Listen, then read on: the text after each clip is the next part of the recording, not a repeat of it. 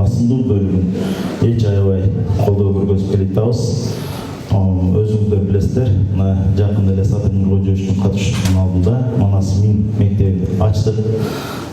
Бала бакчаларда 2009 жылда буну эмнени айткым келет? Бул менен биз келечекте биздин жаштарыбыздын колунда ушулар аныктайт, ушуларга билим тарбия беришибиз керек деген максатта биз да колдоо көргөзүп келатабыз.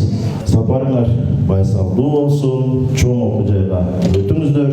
Ошол менен эле силер мыкты кесип ээлери болуп, Кыргызстанды башкарган кыздардан болуңар. Рахмат силерге.